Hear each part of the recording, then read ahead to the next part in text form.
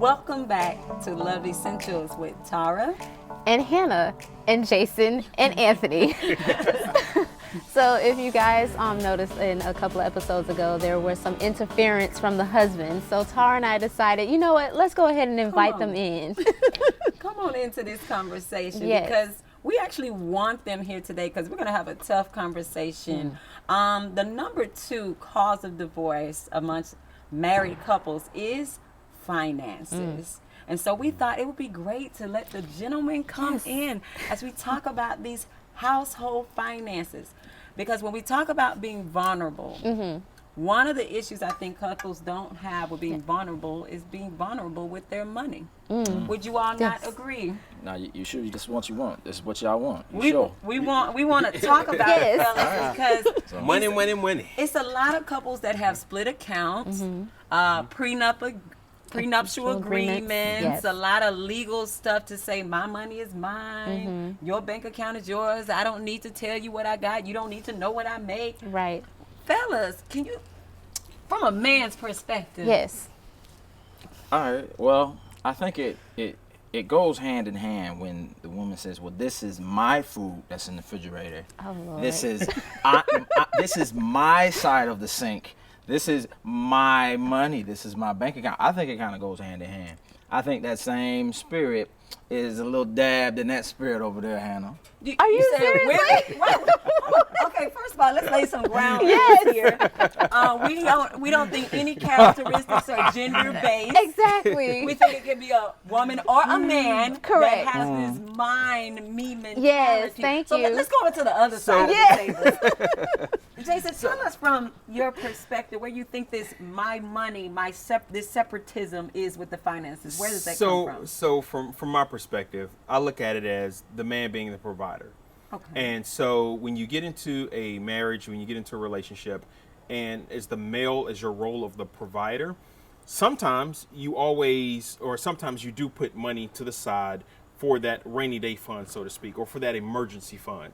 The old saying goes, out of sight, out of mind. So, if your spouse sees that, hey, there's, $5,000 just sitting in this account and it's just sitting there collecting dust, we can spend it. Whereas that may be that emergency fund that you've set up. So a lot of times that money gets hidden, or that's at least the intention. A lot of times that us as males do. Okay, but that could happen male or female because if you've been watching our show, Right. women might make more money than men, and so now we may have some women that put money to the side, her rainy day fund, because she thinks her husband is going to spend that money. So that could Absolutely. be It can go both one ways. cause. So you're telling us one cause, Love Essentials crowd, is that one spouse is afraid the other one is going to spend the money. That's one cause, but also to add to that, it's one thing to have an emergency fund. It's another when we have a his fund, a her fund, and then there's this our fund. And then there's some situation where it's just his and hers. There is no ours. It's like out of your fund, you pay for these bills. Out of your fund, you pay for those. So where does that emergency fund go? Where is the house fund? Where is the fund where there's an emergency and instead of me having to ask you, hey, I need the debit card because we need to pay for this emergency, like who has access to the emergency fund? And is it because you've been the one putting stuff aside that's just your account, is your name Your on emergency? it? Right. So Or our emergencies. Yeah. So how about we talk about our households? Let's give the people a glimpse of our actual realistic money management skills in our household. So in our household, we have the bill account. Well, talk about how we started out. Okay, we started out. How did we start out? Go ahead. Tell us So how we started out, 'cause I don't want to tell no lies. No, just as Hannah explained, we started out his account, her account, and a joint account, Yes. bill account. Now, the difference was on the his account and her account, we still were both listed on the accounts. But my direct deposit for my job went into my account, hers went into her account, and then we took that money and we put it into the joint bill account, as we call it. And then aside from that, we had separate savings accounts, which we said X amount of dollars will go from our accounts to the savings accounts. But that's how it was set up. And then eventually, But the major part about that is that we all had access. We both had we had access access. to all the accounts. We knew what was in it. I knew what was in his savings account, his play account for himself. You know, and sometimes I'd be like, oh, we got a lot going on over there. I didn't touch it unless I said, hey, you know, in those early days, hey, the bill account is struggling, and you're over there with money in your savings. Let's make a transfer, you know? So go ahead and finish. so fast forwarding to now, you know, we had a bunch of accounts, and really, so to Tara's point, it'll be, hey, you got quite a bit sitting in your savings account, and we weren't on the same page with when we were spending money. So let's say, for instance, birthdays. Hey, I got a niece birthday that's, you know, on my side of the family. Well, I pull it out the bill account, whereas if it was a niece on her side of the family, she pulled it out of her personal savings account. So now we have one function that is the same, but we're pulling money from two different places. Okay. And the other major issue is no one talked about the credit cards. Oh, okay.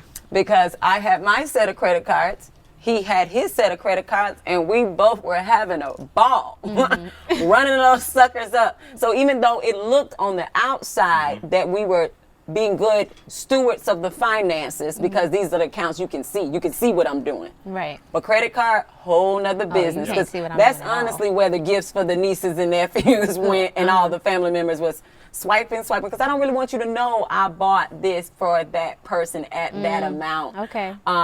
So that was the sketchy part, but we'll let y'all share about yours before we talk about the Lord leading us out of that. Well, the first thing I presented Hannah with a prenuptial agreement because You did not. No, you didn't do she just that. married me for my money. You know, I had to tell Child, her, boo. and then she'd be like, "What money, Negro? What money? I'm sorry, what money?" Put a prenup I ain't got on no listen, what? baby. It was for my looks. But no, we came together and we actually started with just one account. Except for, And that was because we actually had a conversation prior to. So just a little backstory. I had a financial advisor because at the time of Anthony and I dating, my goal was to go off to law school. So that's what I was saving up for, and saving up to be able to pay for all the finances like housing and all that stuff, so that I wasn't pulling that much out in student loans. Yes. And so with my financial advisor, I was able to, like, we had this conversation prior to marriage saying like, okay, I have a financial advisor. I think we should keep him. Yep. He was Good like, idea. no. Oh, So yeah. Nope. I didn't want. Listen, I was young. I didn't want nobody else controlling the money. It was three. Who was that third person? Who was he? Why he telling me what we can do with our money? But whether or not, you know, it was, I don't know how wise that was at that time, you know, because it did. Because we've learned and we've matured. I've learned I need a financial advisor, but in the beginning, it was she had money over there. I had no access to that. So that was one of the main reasons I wanted to. All right, so let's bring your money and let's put our funds together so that we can, you know, start this thing off right. And we also established who was going to be like the financial person. Like in our single lives, we each handled our money the way that we handled it. Yes. And so my thing to him was, okay, well, I know that I do well with a financial advisor. You don't want one, so I'm going to let took on you that be in responsibility. charge of that. And so we made those type of decisions in the Yep. beginning. We made though. I'm glad you said we. 'Cause we learned. it sound like you We learned through Yes. these things. good Oh, language, she's a good good language woman. there. She said I we. want to pinpoint something you said, because that's where this conversation is going to go today, the why. Because in you saying, who is this person and why are they telling me what to do with our money? This is the reason why, and there's a lot of couples right now do not want to listen to this. They They're don't want to probably talk turned us off about it. already. They're going to say, what's happening in my household is what's happening in my household, and it works for us. Let us please give us a minute, though, to hear what we have to say, because when your money represents security for you, let's all agree.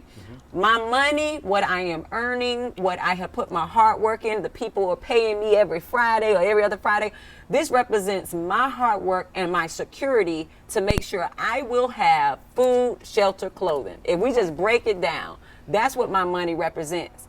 So when I get married, this could be a benefit to my security or a threat. when I'm looking at my spouse, even though they're cute or they're strong and I love them, something about them says I cannot release my funds because they may represent a threat.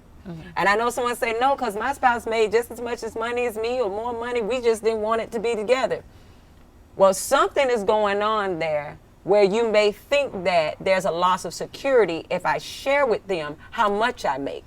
Maybe they won't bring as much to the table. And I think a lot has to do with trust. Okay. A lot has to do with trust. So if I trust that you see whatever money's over here and you're not going to go spend it, and trust is built. So your spending habits, and think about marriage, in the first 5 years. I don't know what your spending habits are. I don't know what your triggers are. I don't know if every time you see something that goes on sale, that you're going to run to that sale and try to buy something. You see a BOGO deal, you're going to try to buy it. And to the point of the credit cards, I don't know what else you're spending outside of the accounts that I can't see. That is still a financial burden to the family. Yes. So I think the biggest thing there and the biggest aspect is trust. Building up that trust, you have the security with the checks, you have a steady job, what have you. The money's coming in, but you have to build that trust that the other person is going to hold up their end of the bargain. They're not going to either frivolously spend or and which brings up point number 2, really, is communication. So Tara and I, early on, when we put our accounts together, we said, hey, okay, we're grown, we're adults, we're not children. You don't have to call me and say, hey, I see something, a blouse or whatever I want to buy. So we made it a rule. If it's under $100, go ahead and get it. It's fine. Now multiple $100 items. Yeah, because I just go and spend $99 every week. But even with that rule, the credit card account still got up. They still were, because I can meet that rule. I'm not going to tell them because, like I said, it's $99. Right. But if I'm going every other day doing that, and he doesn't know because I'm going to pay the minimum payment.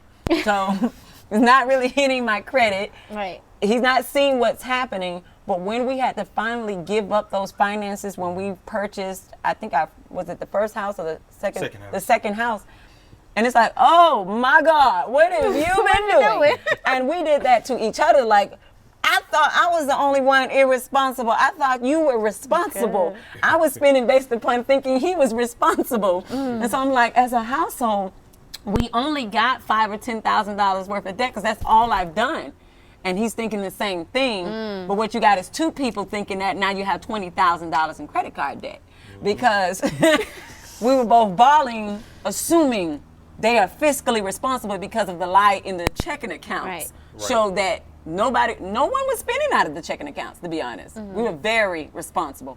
And this is that vulnerability and that opening up and that transparency where we didn't even know what we were doing. Lord forbid one of us should perish. That other person has that debt. Right. It is now a problem in the household.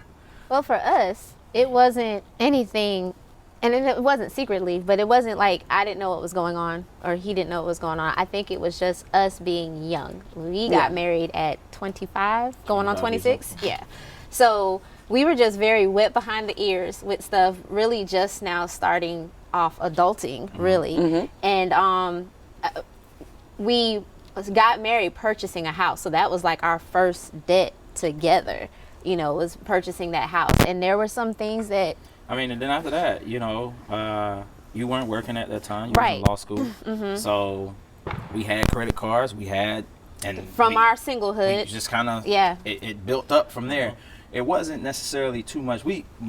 Both of us, we weren't really easy spenders, but more so Hannah's she was very, if Hannah was in charge of the money, we'd be hungry. Can you please? She's fiscally responsible. Can you please? Right. She will pay. Yeah, she's all the way. She by the book. Like, I did not know that term, rob Peter to pay Paul, until I met him. This is me. I'm like, listen, I'm going to foresee this bill so we can take care of this one because we need this. We don't necessarily need to do this. And then I was going over the, it ain't on your credit till it's 30 days later. Oh, Lord. So. Okay, we in the same family. You might Which that, hold on. Yeah. So this is kind of where we were. But the big thing was I wasn't afraid to tell all of this stuff to Hannah. Okay. So Hannah knew this is how I was. Like, hey, I'm robbing Peter today. I'm going to pay Paul tomorrow. This is how And I want to put a pin on that real quick, because there might be some other wives out there who can relate to this,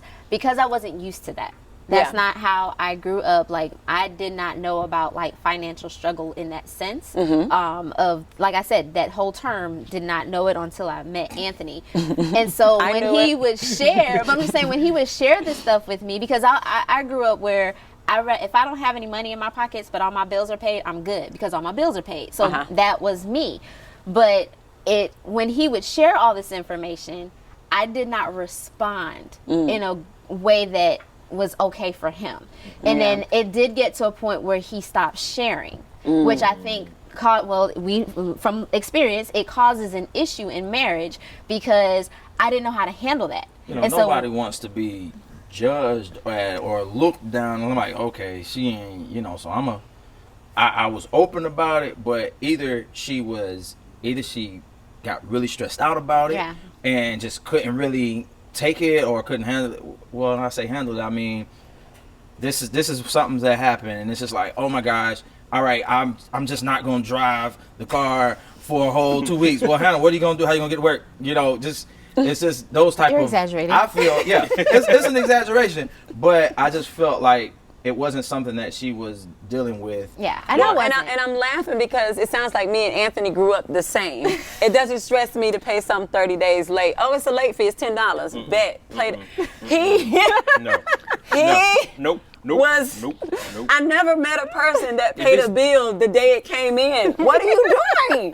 That the due date is 2 weeks out. What are you doing? He's like, no. If you got the money, I can't do it right now. That's his thing. It's a bill I bill ran come up. in. I have the money. I'm paying it. I'm like, Yes. but I could use that to flip it. To do something else with it, and we'll get them their money. Let me tell you something. So we have a current disagreement right now with having things that are interest free.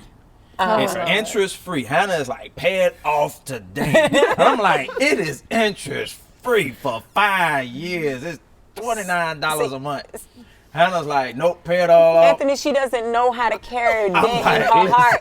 See, we are being raised to be able to carry debt in our heart and still sleep at night. I'm not gonna pay off no furniture. Because we watched our parents do that, Anthony. See, we coming from, we're from the hood. The school of hard knocks. The school of hard knocks, where I ain't got it is a regular phrase in the household. Your parents tell you say, can I buy something? Can we get this? I ain't got it. So we learn to say, I ain't got it.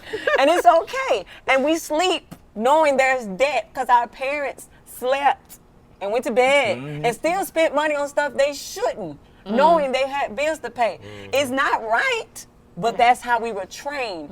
And see, that's that part about spouses out here, because it could be male or female. You're dealing with a spouse that grew up being okay with debt and having poor money management skills. I was raised having poor money management skills.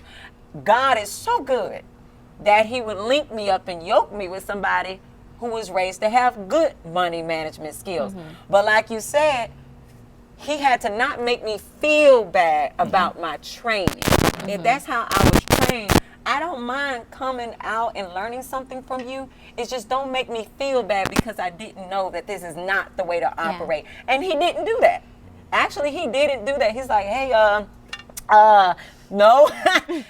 As a matter of fact, our first year of marriage, he was like, I really need you to get rid of all of your credit card debt.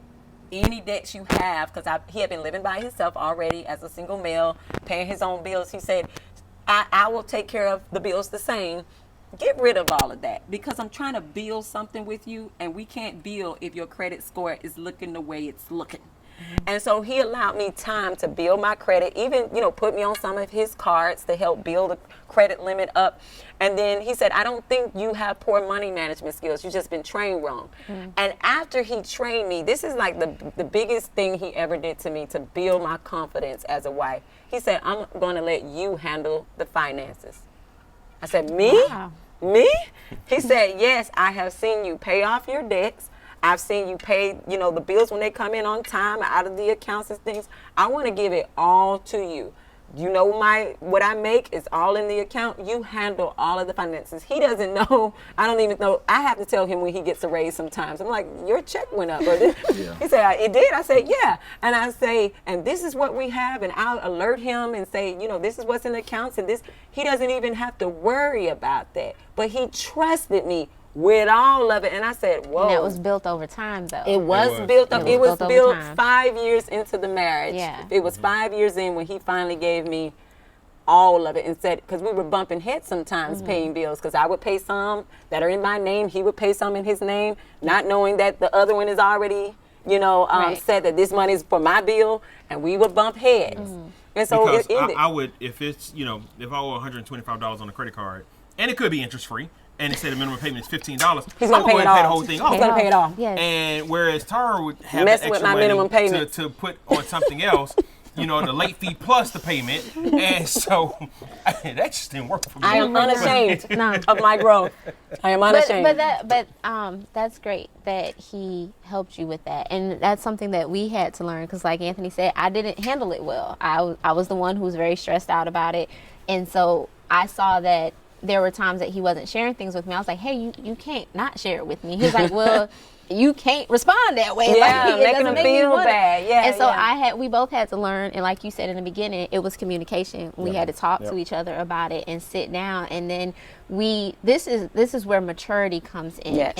And with that maturity, that's when he was more open to, okay, let's get a financial advisor. yes. Let's, sit down and do budgets Yep, and yep. and do programs like Financial Peace, Yes. and all that. So it's just like we had to do those type of things with each other and sit down. And I'm the one who, I like to budget, but to sit down and talk about it is not necessarily my thing. And he's the one who likes to, no, but Hannah, let's talk about.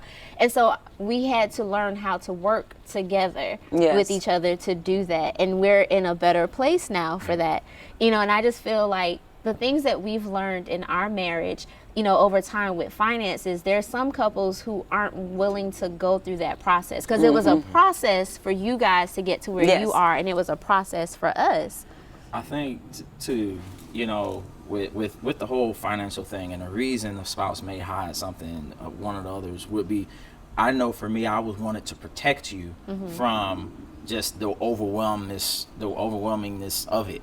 You know what I mean? I didn't want to stress you out or give Hannah the impression that I couldn't handle it. You know what I Yes, mean? yes. So it was like, I gotta make sure I get this right. Want to do this right.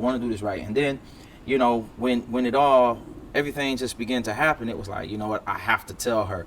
And I always tell Hannah now, before I purchase something, I always want to just run it by her. I want to get her behind me, because I just feel better making the decision when she's in agreement with me. Yes, Especially agreement. that financially. Because if I go out there and do it on my own, I'm feel You're all responsible. alone on my own. Yeah. Right. Like, Right. I just use this gift, this favor that God blessed me with, because if not, then I'm out here and I'm making these Yeah. decisions, and Right. I just And don't that feel like I goes have back nowhere to fall to back on. the very first episode of Love Essentials, when we were talking about Eve making a decision for the household, and Adam was not there in that decision to help her make that decision.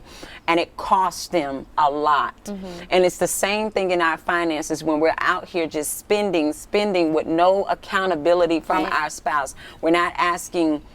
We're not saying, is this an okay purchase? We're not letting our spouses see what we spend money on, because this is a lot of times where the addictions come into play. Because if my spouse sees that I'm consistently buying alcohol every day, I'm consistently on porn websites every day, they will be able to even see your behaviors when they see how you're spending your money. Yeah. They could see that you might be having an affair because they see hotel room purchases and y'all ain't went nowhere. Right. They would see these things. So there's a lot of issues that come under when you are not sharing your finances with your spouse. A lot of it.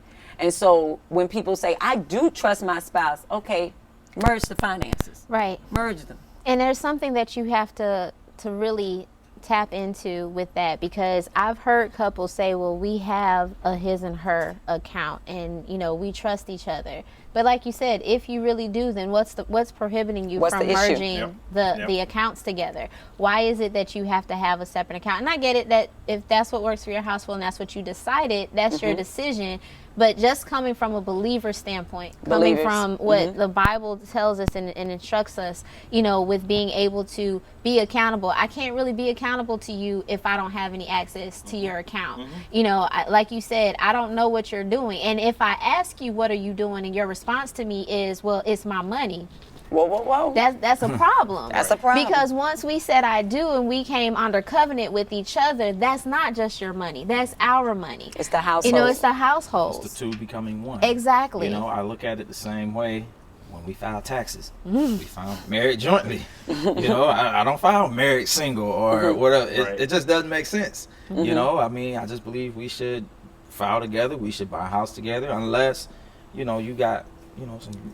But wiggle even if round. you do- Well, one and there person are has to some do one. issues because I Yeah, know there are sometimes people if out it- here saying it will be eaten up in child support because there's some other stuff, reasons why Yeah, people yeah. may work their finances, but the whole point of this is that your spouse should still know. Should know. Yeah. Yeah. That if you all have decided that you have your his and her accounts and you have a credit card, they have a credit card, that's fine. Do they have the login codes? Right. Do they know how much money you made? Right. Can they log into your personal account and see Right. what is directly deposited? You can manage it, but they should have access to your funds. Right. And even when we talk about prenuptial agreements, this is because someone is saying, in case this doesn't work, Right. And that's in case it doesn't work, that's it. what is that Because saying you walking already? into it saying that there's might not. it might It might not. not work. And It it's might not either work. you're walking in faith or not. It's either you walking in faith that this is truly who God told you you're supposed to be linked up with, be in covenant with forever, then or that's not what God told you and you was just lusting and you gonna say I do. Because there's to me, and this is my opinion, but It's Bible. right. You know, but the way that I view it is that there is really no reason to have a prenup if this is who you're supposed to spend forever with.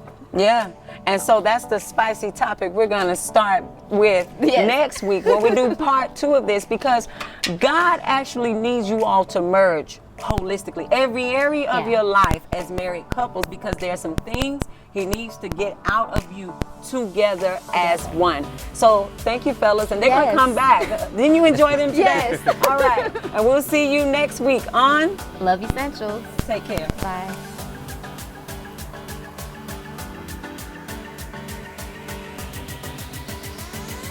Thank you for joining us today. We hope you got something out of the episode.